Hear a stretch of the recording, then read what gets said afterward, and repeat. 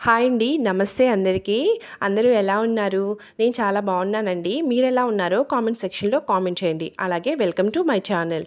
ఈ ట్రిప్ యొక్క photos and videos నేను షేర్ చేసుకుంటున్నానండి. మేము పొంగల్ హాలిడేస్‌లో కర్ణాటక ట్రిప్ వెళ్ళాము. ఆ ట్రిప్ యొక్క ఫోటోస్ అండి ఇవి. ఇది మా వారి ఫ్రెండ్ ప్లాన్ చేశారండి. సడెన్‌గా సంక్రాంతి రోజు ఎర్లీ మార్నింగ్ 7:30కి ఫోన్ వచ్చిందండి. ఇలా 2 వేకెన్సీస్ ఉన్నాయి. మీరు మాతో రాగలరా అని. మేము చాలా హ్యాపీగా ఫీల్ అయ్యాము. అయి దేవుని దయ వల్లే మాకు ఈ అవకాశం వచ్చిందని అనుకుంటున్నాను. అలాగే ఎర్లీ మార్నింగ్ సుబ్రహ్మణ్యపురంలో ట్రైన్ దిగామండి. ఎర్లీ మార్నింగ్ ట్రైన్ దిగినప్పుడు వీడియో ఇది. రైల్వే స్టేషన్‌లో ఒక చిన్న కుక్క పిల్ల కనపడింది. మా చిన్న బాబు ఆడుకుంటున్నాడు. ఇది మినీ బస్ అండి. మేము అక్కడి నుంచి కర్ణాటకలో ఉన్న టెంపుల్స్ అన్నీ చూడడానికి ఇది బుక్ చేశారు ఆ అన్న. ఈ బస్సులోనే రైల్వే స్టేషన్ నుంచి అందరం కొక్కే సుబ్రహ్మణ్య స్వామి వారి దేవస్థానానికి వెళ్ళాము. ఇది కుమారధార నది అండి.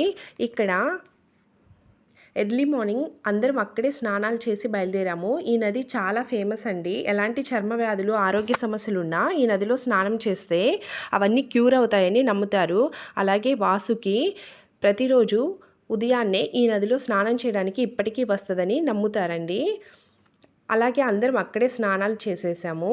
అలాగే అక్కడ టాయిలెట్స్ కూడా ఉన్నాయండి. పెయిడ్ అనుకుంటాను. ఆ పే చేసి అక్కడే స్నానాలు చేసేసి అందరం ఇక్కడికి బయలుదేరాము. ఈ టెంపుల్ మేము వచ్చేటప్పటికి క్లోజ్ చేసి ఉన్నారండి. ఇంకా ఓపెన్ చేయలేదు. ఆ బయట సరౌండింగ్స్ నేను వీడియో తీశాను. అవన్నీ స్వామివారి రథాలు అనుకుంటాను. చాలా పెద్దవిగా ఉన్నాయి. అలాగే లైటింగ్ అంతా బాగుంది కదండి. చాలా ప్రశాంతంగా ఉన్నింది ఎర్లీ మార్నింగ్ కాబట్టి. అలాగే గుడి కూడా చాలా నీట్గా ఉన్నిందండి. చాలామంది గుడి లోపలే నిద్రపోతున్నారు. ఇక్కడ సర్ప సంస్కార పూజ చేస్తారు కదండి, అది చాలా ఫేమస్. అలాగే నక్షత్ర బలి అలాంటి పూజలు చేస్తారు. మేము అలాంటి పూజలు ఏం చేసుకోలేదు, కానీ దర్శనానికి మాత్రమే వెళ్ళాము. అందరితో కలిసి వెళ్ళిన ప్లాన్ కదండి, ఓన్లీ దర్శనమే. ఈసారి దేవుని దయ వల్ల అలాంటి ఆపర్చునిటీ వస్తే చాలా హ్యాపీగా ఉంటుందండి. చూడాలి ఏం జరుగుతుందో. ఇది చూసారు కదా, ఇక్కడ లగేజ్ కౌంటరు, అలాగే సేవ టికెట్ కౌంటరు, ఇది ప్రసాదం కౌంటరు.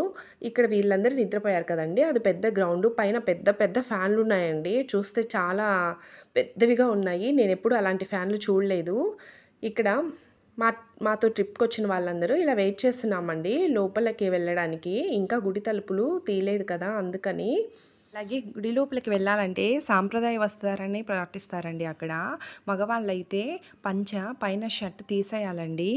అలాగే ఆడవాళ్ళు శారీ లేదా పంజాబీ డ్రెస్ విత్ చున్నీ అండి. ఇక్కడ ఏ గుడికి వెళ్ళినా అంటే మేము వెళ్ళిన ప్రతి గుడిలోనూ అందరూ ఇలా మగవారైతే షర్టు తీసిన తర్వాతే లోపలికి ఎంటర్ కానిస్తున్నారండి. ఇదైతే చాలా స్ట్రిక్ట్గా ఫాలో అవుతున్నారు వాళ్ళు. అలాగే లోపల ఎలాంటి ఫొటోస్ కానీ వీడియోస్ కానీ అలో చేయట్లేదు. ఈ టెంపుల్ చాలా ఫేమస్ అండి, కొక్కే సుబ్రహ్మణ్య స్వామి టెంపుల్.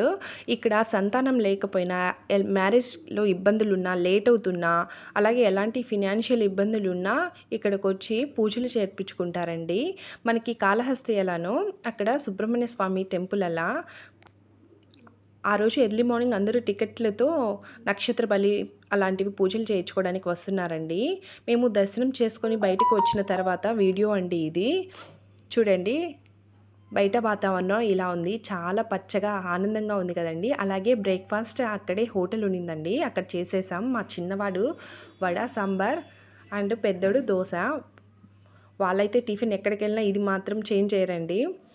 అలాగే గుడి ముందు ఎర్లీ మార్నింగ్ వాతావరణం ఇలా ఉన్నిందండి. మేము అక్కడే కొన్ని ఫొటోస్ అవి తీసుకున్నాము.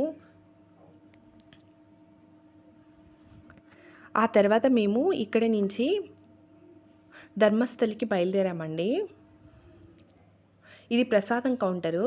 అప్పుడు అందరూ అయ్యప్ప మాలలో ఎక్కువ మంది వేసున్నారండి. అక్కడికి వెళ్ళినప్పుడు అందరూ మోస్ట్లీ తెలుగు వాళ్ళేను, ఏ ట్రిప్కి వెళ్ళినాను మాల తీసుకున్న అయ్యప్ప భక్తులందరూ అక్కడికి వచ్చున్నారు. అలాగే నిలబడి ప్రసాదం తీసుకొని బయటకు వచ్చామండి. బయటకు వచ్చిన తర్వాత కొన్ని పిక్స్ లాస్ట్లో యాడ్ చేస్తున్నాను. చూడండి, ఎంత అంటే చూస్తుంటేనే అర్థమైపోతుంది కదా వాతావరణం ఎంత బాగుందో అని. ఆ తర్వాత ఇక్కడి నుంచి నెక్స్ట్ ధర్మస్థలికి బయలుదేరామండి.